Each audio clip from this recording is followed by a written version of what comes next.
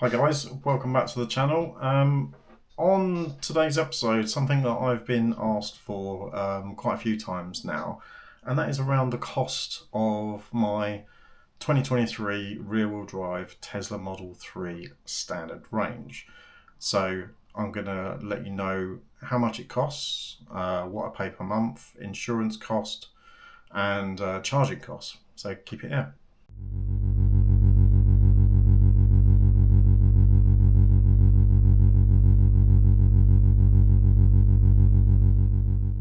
So let's start with the overall costs and what I went to. So I went out and looked for a lease, a personal lease for a new car, and it came down to I went out to third parties. They come back with a price which was, I think it was well over £600, £650 a month, over 48 months for a personal lease for a Tesla Model 3 with about £4,000 down, which was too much. It was too much a month. It was way too much to put up front. I just couldn't afford it. So in the meantime, I'd reached out to Tesla directly. So I went onto the website, put in my details, 48-month personal lease period, and I wanted to put £2,000 down as the absolute maximum.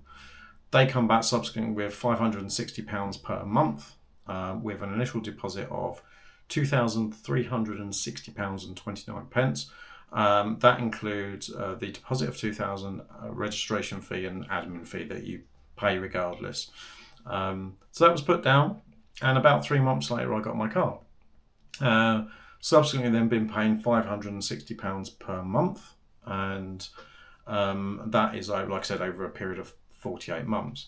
The total amount for the car is around £29,000, for the entire length of the lease.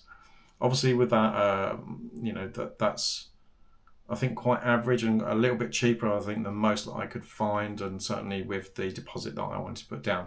Obviously, the more deposit you put down, the cheaper that lease could be, but not by much, in my opinion. So that's the cost of the car. Running cost of the car in terms of maintenance, the maintenance is all down to me. I don't get any of that through Tesla, so tyres wearing down, that sort of stuff, then it's up to me to change them. Same with brakes. Good thing about electric cars is there's not much maintenance on these things. So brakes you either won't have to change in that time or be very rare. Tyres, obviously standard wear and tear and stuff like that.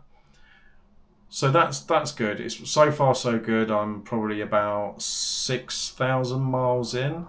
It's worth noting that I do have a 10,000 mile a year allowance mileage as well. So just take that into account. Obviously, the more mileage that you want to pick at the beginning, that will obviously increase your lease costs as well. I pay roughly about £70 to £75 a month on car insurance, fully comprehensive for the UK. I'm 50, and various things in terms of history of driving, etc., all takes into account. So you need to go out and get your own quote, and it'll be different depending on age, length of driving, points on your license, all this sort of good stuff. So that's, by the by. Now, my average charging cost, generally I try and stick to Tesla superchargers where I can. I don't have home charging, so I don't have that option. I do have work charging, which is quite cheap, so I tend to use that if I'm in the office. Other than that, it's Tesla superchargers. And I do occasionally use, if there's destination charges and things like that, I do still use all that sort of stuff. As if you've seen the channel, then you obviously know about that as well. But generally between £12 and £15 per charge on a Tesla supercharger. Now, it's never usually right down to zero. I'm usually get most chargers with around 30 to 40%. So I'm only really ever topping up. I go into the office a couple of times a week, so that's generally around about 140 miles a week, and then various other trips and things like that over the period of the lease. So again, I don't think that cost is actually that much either. There's not really much else. I suppose one annoying thing, and this is apparently a Tesla thing, is that you can't change your direct debit time, the time when the bank takes, or Tesla take the money out of your bank. So when you sign up to it, bear that in mind, is that if you sign up the middle of the month, that's when it'll always come out, which is a bit annoying. Mine comes out on the 14th. I would rather it align to all the other direct debit payments that I have on the 1st, but not a big deal at all.